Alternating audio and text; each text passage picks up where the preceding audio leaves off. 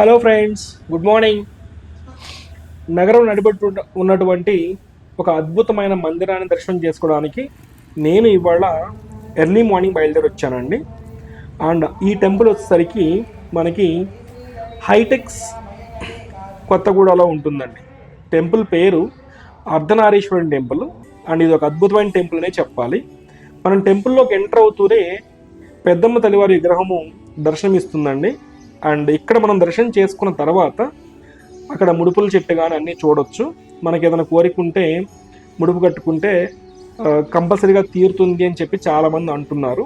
And అలానే అక్కడ అయిపోయిన తర్వాత శ్రీ హేమలాంబ రేణుకా ఎల్లమ్మ తల్లివారి టెంపుల్ ఉంటుందండి. అండ్ ఈ టెంపుల్లో చూడండి అమ్మవారిని ఎంత నీట్గా అలంకరించారో. అండ్ దానితో పాటు ఈ టెంపుల్లోని ఎదురుగా అమ్మవారికి ఎదురుగా నాగదేవతను కూడా ప్రతిష్ఠించారండి. అండ్ అమ్మవారి వాహనాన్ని కానీ అన్నీ కూడా అక్కడే చూడవచ్చు. అండ్ అలానే దాని పక్కన మనకి అర్ధనారీశ్వరుని టెంపుల్ ఉంటుందండి.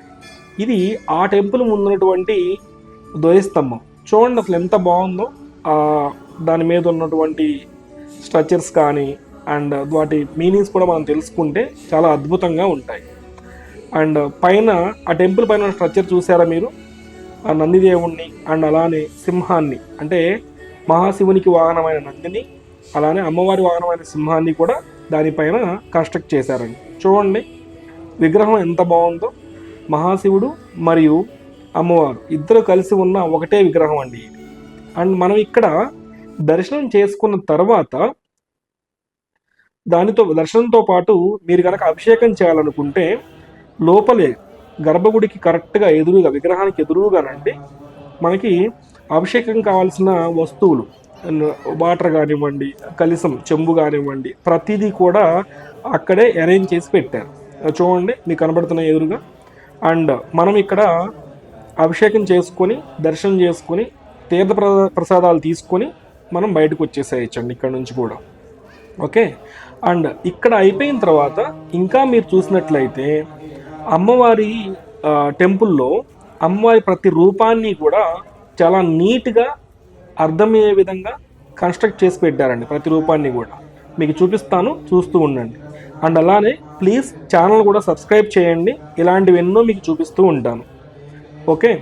చూడండి అమ్మవారి టెంపుల్ ముందున్న ధ్వజస్తంభం అండి ఇది. ఈ టెంపుల్లో 2 ధ్వజస్తంభాలు ఉంటాయి. ఒకటి అర్ధనారీశ్వరి టెంపుల్ ముందు ఒకటి ఉంటుంది, అలానే అమ్మవారి టెంపుల్ ముందు కూడా ఉంటుంది. చూడండి అమ్మవారి టెంపుల్ పైన ఎలా ఉన్నాయో విగ్రహాలు, ప్రతిదీ కూడా చాలా నీట్గా మంచి కలర్ కాంబినేషన్తో చాలా నీట్గా కన్స్ట్రక్ట్ చేసి పెట్టారండి. అండ్ ఇవన్నీ మనం దర్శనం చేసుకున్న తర్వాత మీరు కనుక మరలా గుడిలోకి ఎంటర్ అయితే చుట్టూ చూడటం కోసమని చుట్టూ ప్రతిదీ కూడా చాలా నీట్గా మీనింగ్ఫుల్గా, అంటే మన లైఫ్లో మనం అర్థం చేసుకోవాల్సిన విషయాలను ప్రతిదీ కూడా మనకు చెప్పారు. చూడండి అమ్మవారి టెంపుల్లో ప్రతి విగ్రహాన్ని, అమ్మవారి రూపాలు అన్నమాట, ప్రతి రూపానికి ఒక అర్థం ఉంటుంది. ఆ అర్థాన్ని మనం గ్రహించాలి. అవి మనం చూసుకొని మనం గ్రహించే విధంగా ప్రతిదీ ఇక్కడ ప్రతిష్ఠించారండి, అంటే కన్స్ట్రక్ట్ చేశారనమాట అమ్మవారి ప్రతి రూపాన్ని కూడా. చూడండి ఎంత అద్భుతంగా ఉన్నాయో వాటిని చూస్తూ ఉంటే.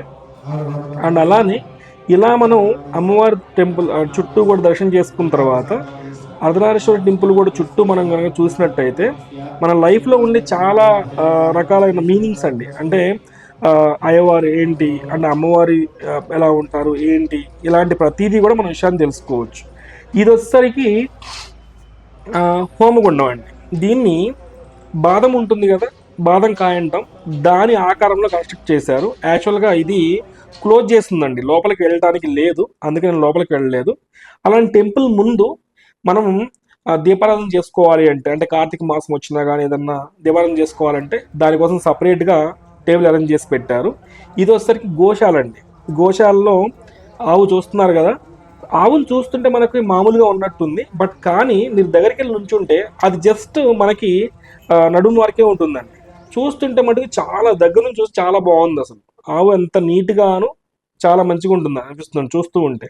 చూడండి అయ్యవారి టెంపుల్ చుట్టూ కూడా ఎలాంటి లైక్ మంచి మీనింగ్తో వచ్చే విధంగా అమ్మవారిని అయ్యవారిని వర్ణిస్తూ ఇలా శిల్పాల్లాగా చెక్కి దానిలో ఉన్న మీనింగ్ అర్థం చేసుకోవాలని చెప్పి ప్రతి ఒక్కరికి అర్థం అవ్వాలని అలా ఒక మెసేజ్ లాగా రిప్రజెంట్ చేశారండి. అలా దర్శనం చేసుకొని నేను బయలుదేరి వచ్చేసానండి.